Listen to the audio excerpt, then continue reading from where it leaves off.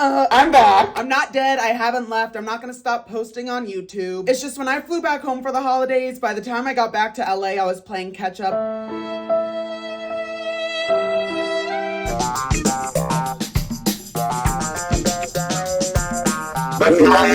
Today I wanted to do a little story time because I haven't done one of those in a hot minute. The story I'm about to share with all of you originates from a time where I worked at a very specific coffee company. I'm not gonna say the name of the coffee company because I'm not trying to get sued. I'll call it like the Little Mermaid. So today I'm gonna be telling all of you about my ex-shift supervisor who was literally a crackhead. Like, I'm not joking. If you're new here, this is my story time wig.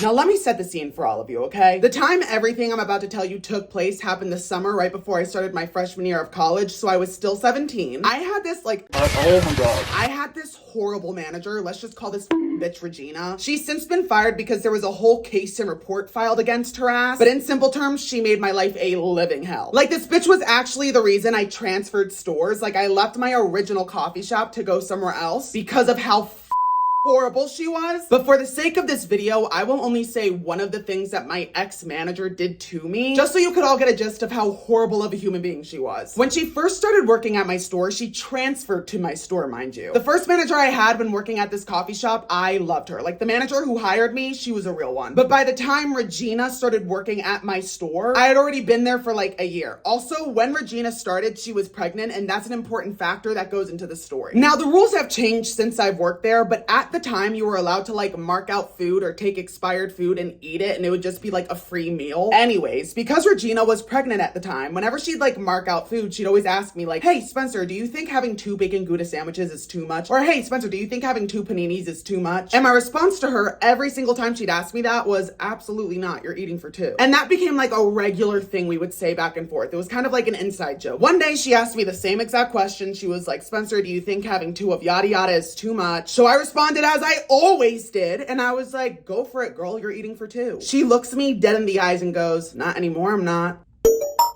So naturally I was like, Regina, that's not funny. And she was like, no, I'm being serious, I had a miscarriage.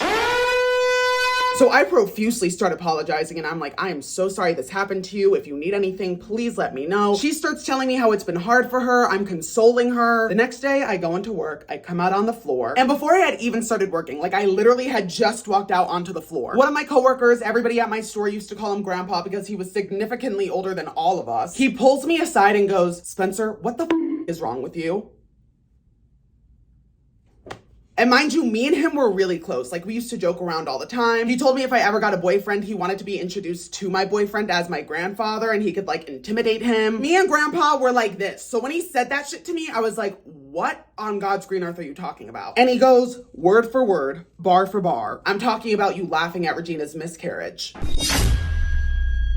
And I was like, what the are you talking about? And he then goes on to tell me that my manager went around to all of my coworkers and told them that I laughed at her miscarriage. But now that you know the type of crazy, horrible, psychotic bitch she was, you can only imagine the type of ass people she hired. And one of the people she hired, oh my God, I'm not gonna use his real name. I'm gonna call him Skylar, okay? Now, right off the bat, Skylar was a little bit off. I remember whenever I used to work with him, he'd either be profusely sweating or just tweaking the out. He also used to tell me his at-home family problems in detail while working with me. Mind you, I am 17 years old. And he would go on to tell me that his wife kicked him out of the house because he would use his paycheck to go out and buy crack, and she didn't want him around their children. And in my head, I was like, yeah, she ate down with that. I do the same shit. Like, you have 2 children and you're actively using your paycheck to get crack. What did you think was gonna happen? He also told me that he was sobering up. He wasn't doing like any hardcore drugs anymore. He was just trying to get his shit together, okay? And honestly, when I initially met him, even though he was a little bit off to me, I was like, you know what? Good for you, diva. Good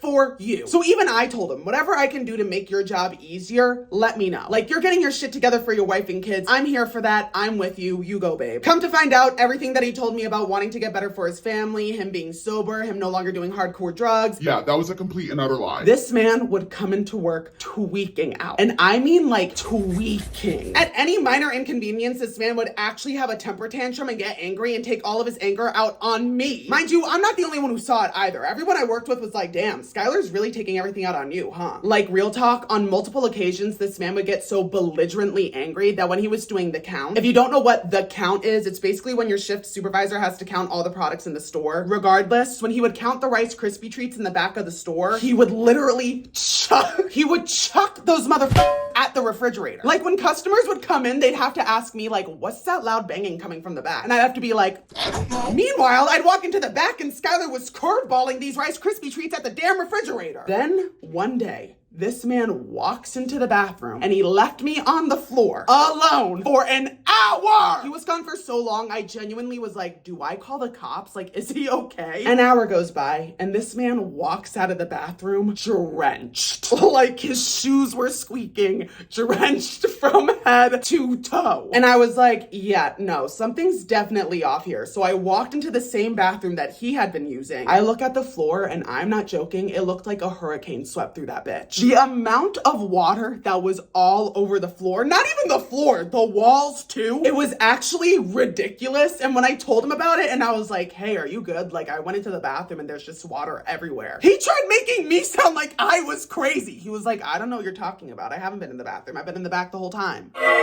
So naturally I was like, Skylar, you are drenched from head to toe in water and there is a massive puddle in the bathroom. I can put two and two together. And he then goes on to say, I'm just sweaty. Now let me get back to work. Babe, there is no way in hell that the puddle on the floor and the droplets that are dripping down the wall in the bathroom are your sweat particles. No. To this day, I still don't know what the hell was going on in there either. I never asked him about it again. I made sure to wipe down the walls in the bathroom. I mopped the bathroom and I was just like, you know what? Water under the bridge. I'm just never gonna bring this up again because clearly you're not gonna tell me the truth. So like the Rice Krispie treats, I let that shit slide. And then one day, finally, this was the straw that broke the camel's back. This man went to his car for an hour and a half and did not come back. I am a 17-year-old who is making drinks, making food, cleaning, taking orders. Literally, I was doing everything. Finally, this bitch comes back into the store and I'm like, okay, I'm taking my break now. So I'm on my break, I'm in the back, I'm scrolling on my phone, I am humming to myself, and this man has the audacity to call me tone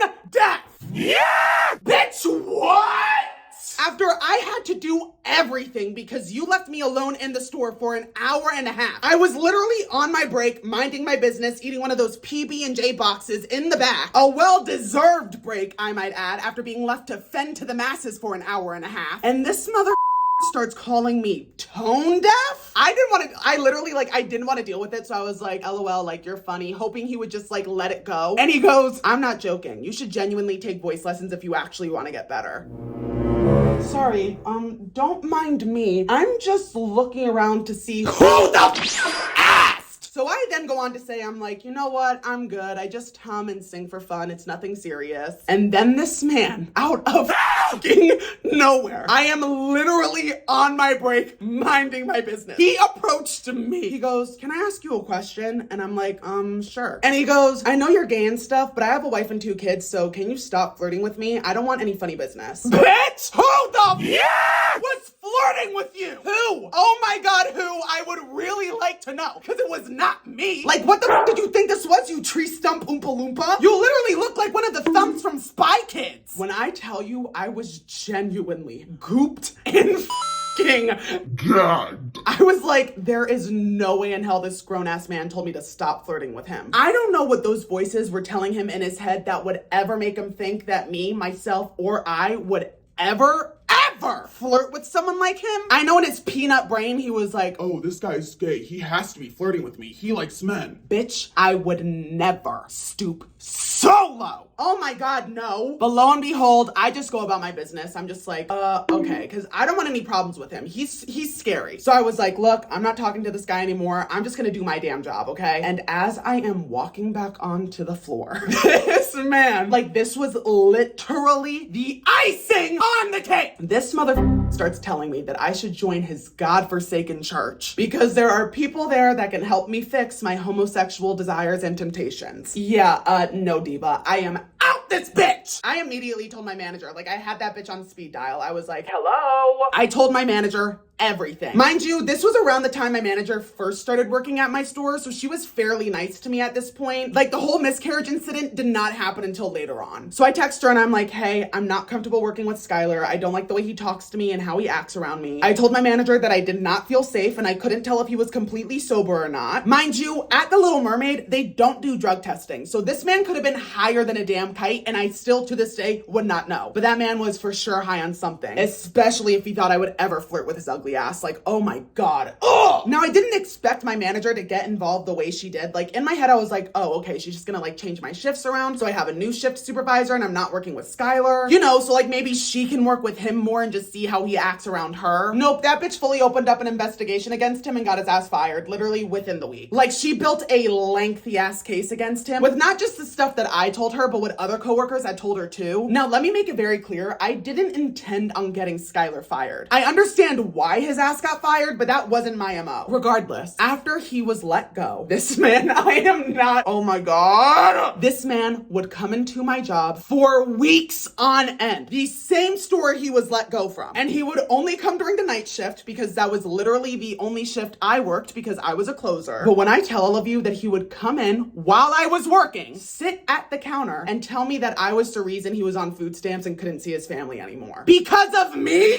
Bitch. No. First of all, I wasn't the only one who complained about you. You were crazy. Was it my intention to get him fired? No. He did that shit all on his own. Like, he was actively using drugs, not just in front of me, but other coworkers as well. Did I ever see him doing the drugs? No. But when you go to your car for an hour and a half, you come back into the store tweaking, and then you start throwing Rice Krispie treats at the refrigerator door in the back? Let's be real. Like, this man was doing God knows what in the bathroom or in his car and would leave me alone out on the floor by myself. And this wasn't just a one-time thing. Like, this happened regularly. Like, it was a regular occurrence. He made homophobic and rude remarks towards me. And I remember one specific occasion where he had come into my job while I was working. I was making a drink and he looks at me and he goes, my wife and kids are on food stamps because of you. And I don't mean to sound messy or anything. What wife? I thought you told me she left your ass because you were too busy spending all of your paychecks on drugs. Last time I checked, you hadn't seen her or your kids. Anyways, he eventually just stopped coming in altogether. Thank God. But yeah, that's the story of how I worked with a literal crackhead. I'm really hoping that wherever he is in life, he's gotten the help that he needs. But yeah, as always, make sure to like, subscribe, comment what you want to see on here next. I love all of you. I'm sorry I was gone for so long, but I'm back, bitch. And I'll see all of you next week. Mwah.